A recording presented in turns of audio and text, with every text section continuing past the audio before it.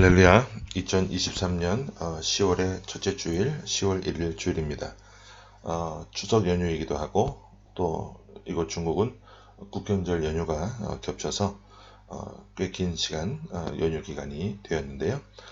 저희들은 또 이곳에 남아있는 우리 가족분들, 공동체 식구들과 함께 또 자리를 지키면서 함께 오늘 이 주일을 지키고자 합니다. 오늘은 신약성경 296쪽에 있는 고린도후서 10장 말씀을 함께 보기를 원합니다. 10장 1절부터 18절 말씀이고요. 신약성경 296쪽이 되겠습니다. 제목은 외모가 아니라 열매를 보라. 외모가 아니라 열매를 보라. 이런 제목으로 하나님의 말씀을 선포하기 원합니다. 취업을 준비하는 청년들을 보게 되면 고등학교를 이제 졸업하고 또 대입을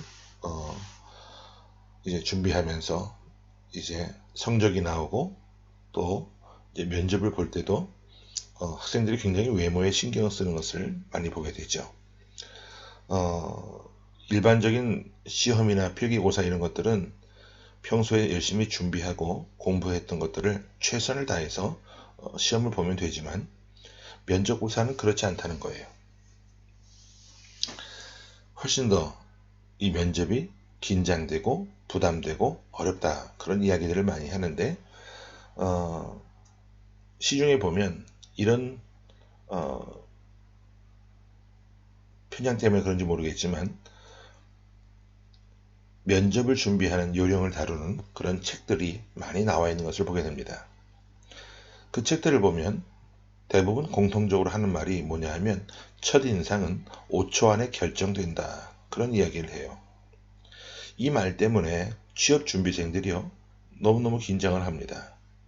5초 안에 나의 당락이 결정된다는 말인가. 그래서 첫인상을 바꾸기 위해서 또 좋게 보기 위해서 부단한 노력을 하고 또 심지어는 성형수술을 하는 그런 우리 학생들 또 청년들도 있는 것을 보게 됐죠. 그런데 여기서 우리가 한 가지 짚고 넘어가야 할 것이 있어요. 과연 사람의 내면을 5초 안에 판단할 수 있느냐, 그 말입니다.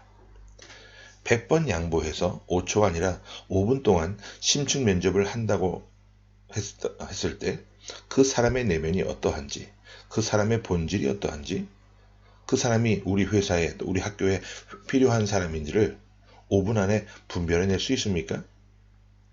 그렇지 못하다라는 것을 우리는 너무나도 잘 알고 있어요. 그럼에도 불구하고 취업을 준비하는 사람들은 넘쳐나고 또 취업의 관문은 좁기 때문에 외모 지상주의가 판을 칠 수밖에 없는 그런 슬픈 현실 속에서 살아가고 있는 우리 젊은이들의 모습을 보게 돼요. 그러다 보니 사회적 분위기에 편승해서 우리도 사람을 바라볼 때 내면을 보지 못하고 외면만으로, 외모로만 판단하는 그런 우를 범하고 있는 모습은 없는지 생각을 해봐야 될 것 같습니다. 왜 이런 말씀을 드리냐 하면 오늘 본문 말씀에서 고린도 교회도 바울의 내면을 보지 못하고 그가 전한 복음의 본질을 보지 못하고 오히려 바울의 외모만, 그리고 바울의 대적자들의 그 외모를 바라보고 비교하면서 그들에게 넘어가 버린 고린도 교회 성도들을 바울이 강하게 비판하고 있는 것을 보게 돼요. 우리 그리스도인들은요, 외모를 바라볼 것이 아니라 하나님의 능력을 바라봐야 할 것이고 하나님이 함께 하심으로 인하여서 우리가 거두게 된 그 열매들을 바라봐야 될 줄로 믿습니다. 그렇다면 오늘 본문 1절 말씀부터 말씀을 계속 보기를 원합니다. 1절 시작. 너희를 대면하면 유순하고 떠나 있으면 너희에 대하여 담대한 나 바울은 이제 그리스도의 온유와 관용으로 친히 너희를 권하고. 자, 바울이 이 1절 말씀을요, 여러분들 자세히 보시면 비꼬아서 하는 말투임을 보시게 될 거예요.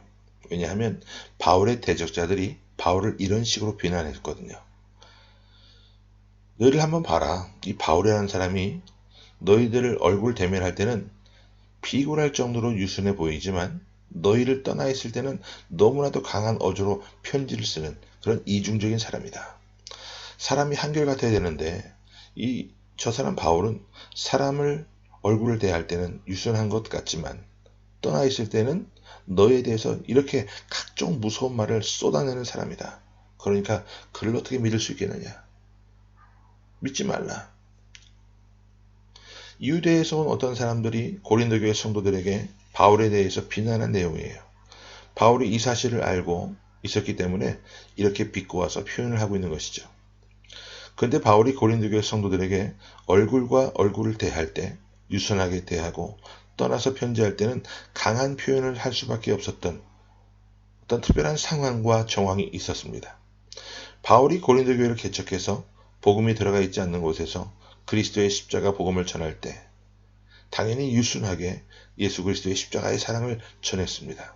그런데 바울이 고린도 교회를 떠나서 다른 곳에서 사역을 하다가 고린도 교회가 극심한 어려움에 처해 있다는 사실을 듣게 되죠.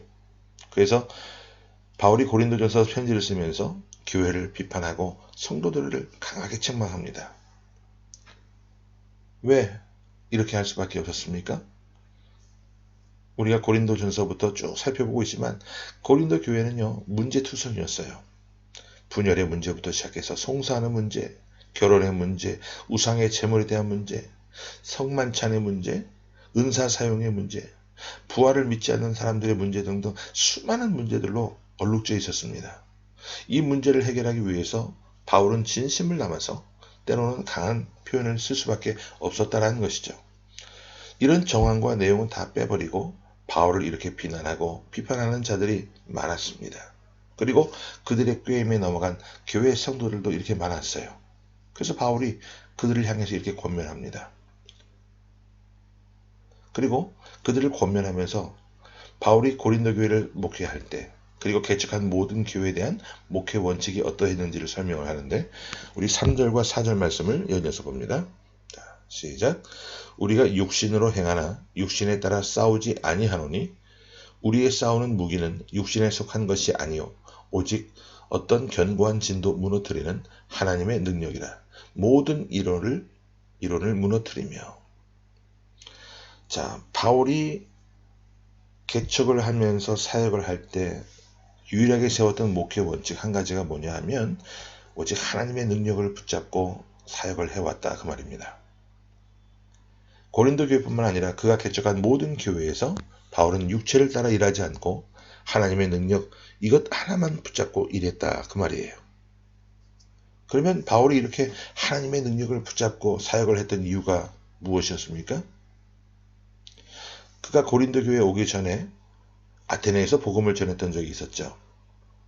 아테네에서 에피쿠로스 철학자들과 스토아 철학자들과 논쟁이 벌어지게 되었는데 바울이 그 논쟁 끝에 사람들이 많이 모이는 아레오바고 광장에 가서 복음을 전하게 돼요.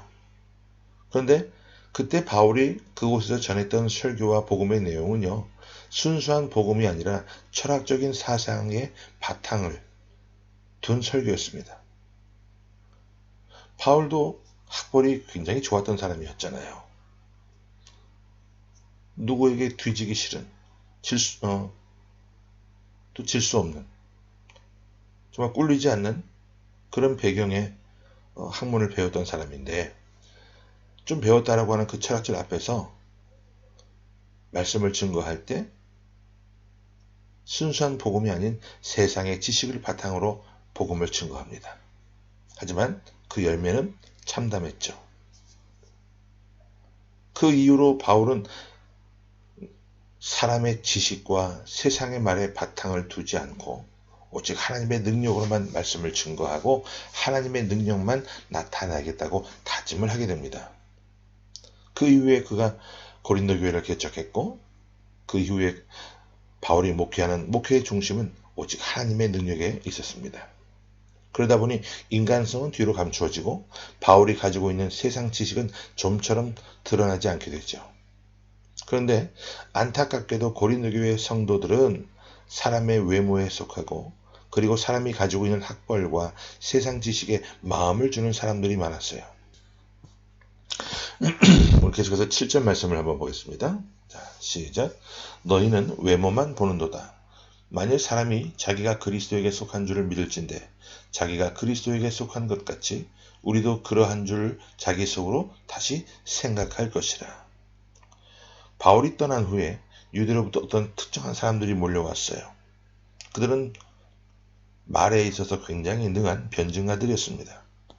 철학과 세상 지식과 수사하게 능수능란했던 그런 사람들이었어요. 그들의 말솜씨에 고린도 교회 성도들이 동요하기 시작하고 마음을 빼앗기게 되죠. 우리가 여태까지 바울을 통해서 들었던 그 말씀과 너무 차이가 많이 난다. 어쩜 이렇게 말 한마디 한마디도 저렇게 멋있게 표현할 수 있을까? 그리고 그들이 바울의 사도성을 인정하지 않는 그런 말을 쏟아낼 때도 그 말이 속아 넘어가요. 왜? 그들의 열매를 보지 못했기 때문이죠. 바울은 그들의 열매를 이렇게 표현합니다. 우리 8절 말씀 보겠습니다. 시작. 주께서 주신 권세는 너희를 무너뜨리려고 하신 것이 아니요 세우려고 하신 것이니 내가 이에 대하여 지나치게 자랑하여도 부끄럽지 아니하리라. 결국 거짓 선지자와 참된 선지자, 이 두 종류의 사람들을 구별하는 방법은 이 사람들의 말을 통해서, 사역을 통해서 열매가 있느냐 열매가 없느냐, 사람이 세워지고 회복되느냐 사람이 무너지느냐, 이것으로 판가름이 나는 거예요. 거짓 선지자들, 그 당시 유대로부터 온 어떤 사람들은 교회를 무너지게 했던 사람들입니다. 교회를 분열시키고 바울이 세운 그 교회, 하나님의 능력으로 세운 교회를 이간질시켜서 성도들로 하여금 하나 되지 못하게 만들었어요. 그들이 한번 휩쓸고 지나간 자리는요, 사람들의 마음이 다 황폐해져 있었습니다. 따뜻한 사랑의 마음이 남아있지 않았고 성도들 간에 사분오열되고 갈기갈기 찢어져 버리는 그런 공동체가 되어버리고 말았다 그 말이에요. 그러나 바울이 세운 교회, 하나님의 능력으로 세운 교회들은 다 멀쩡했습니다.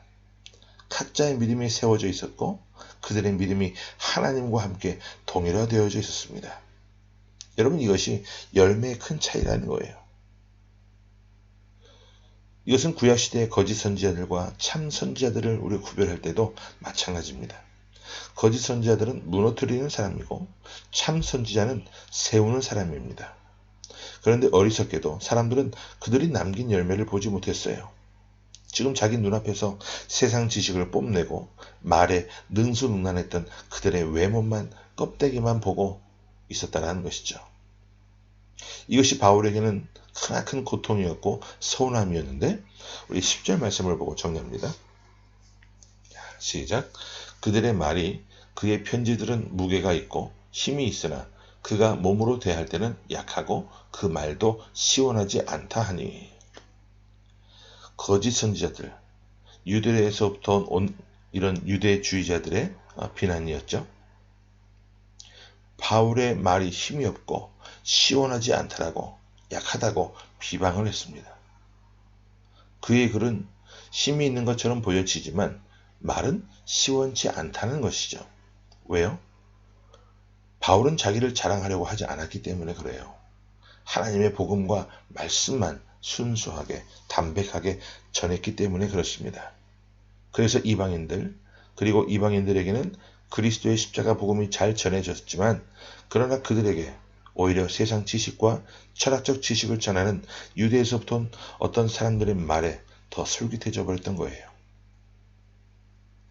자, 말씀을 정리하면서 오늘 우리는 어떤 말에 마음을 열고 어떠한 말에 귀를 기울이고 있는지 한번 살펴볼 수 있기를 바랍니다. 사람들의 외모와 그의 학벌과 배경을 바라보지 않고 하나님의 능력을 바라볼 수 있는 삶이 되기를 원합니다. 내면을 바라볼 수 있는 힘, 능력, 그가 남긴 열매들을 바라볼 수 있는 그러한 모습이 우리 각자에게 임할 수 있기를 간절히 원합니다. 바로 이것이 내가 살고 우리 공동체가 사는 길이에요. 우리 스스로도 외모에 집중하지 말고 우리의 말에, 능력에 집중하고 또 나를 통해서 하나님의 능력이 나타나는 그 일, 공동체를 분열시키지 않고 하나 되게 하는 일, 그런 부분에 우리의 모든 것이 아름답게 쓰임받을 수 있도록 철저하게 내 자신을 낮추고 오직 하나님의 능력만, 오직 하나님의 말씀만, 오직 하나님의 뜻만 펼쳐질 수 있도록 간구하며 또 무던히 애를 쓰고 나아갈 수 있는 저와 여러분의 모습이 될 수 있기를 간절히 주의 이름으로 축원합니다. 아멘. 함께 말씀을 기억하면서 기도하겠습니다. 참 좋으신 주님, 은혜를 감사합니다. 10월의 첫 주일, 추석 연휴이기도 하지만 그럼에도 불구하고 이렇게 예배의 자리를 지킬 수 있도록 우리에게 믿음과 환경을 주신 하나님 감사드립니다. 어떤 형편과 환경에 있어도 내 자신을 드러내지 않고 오직 바울처럼 하나님의 뜻만, 하나님의 말씀만 온전히 나타날 수 있도록 노력할 수 있는 우리의 모습이 되게 하여 주시고, 이런 성숙한 신앙을 통해 하나님과 사람 앞에 더 존귀한 모습으로 세움받고 쓰임받는 우리의 모든 것 되게 하여 주옵소서.